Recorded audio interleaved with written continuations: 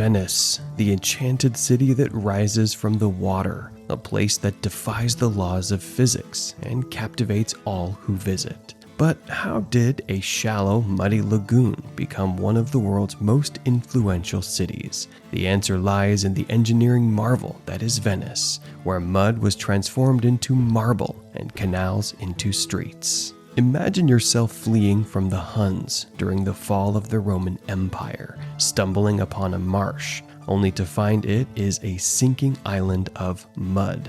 Not exactly the ideal place to build the city of the future, right? Yet, this is where our story begins. It is 452 AD. The Roman Empire is in decline, and the Huns are rampaging across Europe. Refugees find themselves in a lagoon, staring at what appears to be little more than a pool of mud. These early Venetians had to get creative. They drove massive timber piles, imported from Croatia, deep into the seabed, like a frantic game of whack-a-mole, where the moles are trees. The piles went down 5 meters until they hit a layer of harder clay, forming a solid foundation. By compacting these piles until the water was squeezed out, they created a firmer ground. On top of this base, they laid wooden floors and special blocks of Istrian stone to elevate everything at least 1 meter above the water level. Genius, right?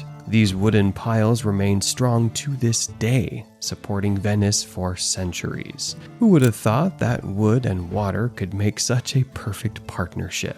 With solid ground beneath them, the Venetians began building. At first, they used wood, but it was too hazardous, so they turned to bricks. They imposed a height limit of 3 stories to avoid any unpleasant collapses. They also used lime instead of cement, allowing buildings to shift with the ground, a medieval warm-up, so to speak. For added flexibility, the inner walls were built to interconnect at right angles. Large windows and stone facades were reinforced with iron rods to prevent the walls from collapsing. This innovative approach enabled the Venetians to construct durable buildings that could sway with their shifting foundations. As the city expanded, the islands began to merge. Initially, water transport was the only means of travel, but as the water level receded, people could walk or ride horses between islands. Venice was becoming a cohesive city, but it needed one final element to truly come together: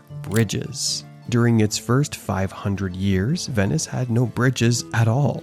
Imagine the traffic jams if there had been cars. To solve this problem, the Doge of Venice held a competition for the best bridge design. The first attempt was a simple pontoon bridge, soon replaced by a wooden version. After several mishaps, they built a stone bridge supported by over 12,000 timber piles and 10,000 tons of stone. This bridge, the Rialto Bridge, still stands today, a testament to Venetian determination and a bit of stubbornness. Eventually, stone bridges became more common, transforming Venice into a city of canals rather than roads. This arrangement had a significant advantage. Goods and people could be easily and swiftly transported throughout the city. The separation of walkways and canals meant no more dodging horse-drawn carriages during a morning stroll. By this time, Venice had become the richest city in Europe, with every transaction benefiting the Venetians in some way.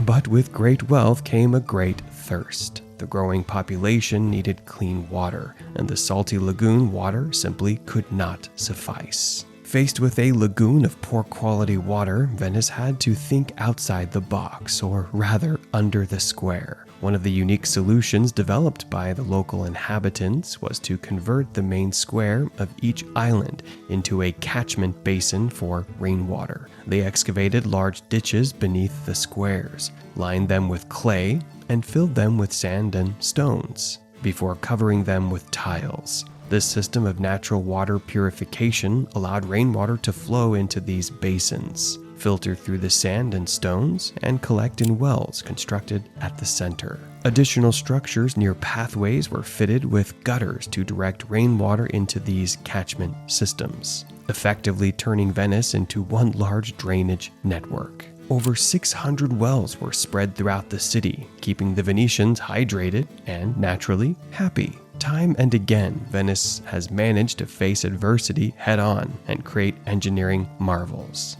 With the water supply problem solved, Venice faced another challenge: waste management. Initially, Venetians threw garbage out of their windows, leading to streets filled with foul-smelling piles of trash. To address this, they constructed an extensive subterranean sewer system, designed to remove waste from buildings and expel it into the canals. Here's the clever part. When the tide was low, solid waste accumulated at the bottom of the drains, while liquid waste flowed into the canals. When the tide rose, seawater filled the tunnels, dragging the solid waste into the canals. This occurred twice a day, flushing out soiled water and bringing in fresh seawater. The salty water acted as a natural antiseptic, helping to maintain the relative cleanliness and odor of the streets. Venetians ingeniously transformed the city's tidal waters into a colossal waste disposal system, one of the most creative approaches to waste management in human history. Today, one of the biggest challenges facing Venice is the threat of rising sea levels.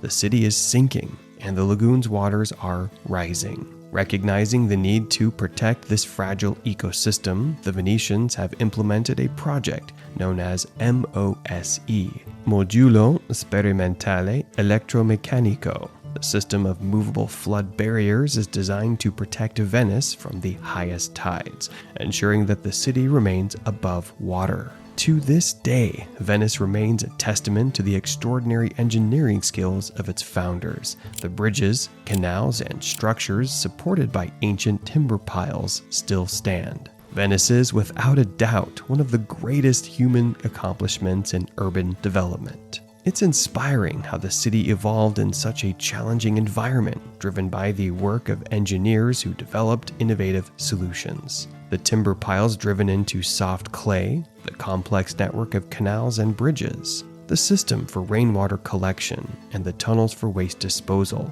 all reflect the ingenuity and tenacity of the Venetians. The creativity of early Venetians has made Venice the vibrant city it is today, drawing millions of tourists each year who come to marvel at its engineering wonders. Venice is one of the most unique cities in Europe and indeed the world, a city that has defied all odds since its early days as a haven for fleeing Romans. The engineering solutions invented by the city enabled it to overcome the challenges of its marshy location, ensuring its existence and proper functioning for over 1,000 years. The history of Venice is a brilliant example of what people can create and achieve when they set their minds to it. Moreover, the city's remarkable engineering achievements continue to inspire, delivering a sense of limitless possibility and proving that any significant problem can be solved with enough creativity and determination. Venice is not just a city, it's a masterpiece of engineering, a testament to what people can achieve when they challenge themselves to build something extraordinary.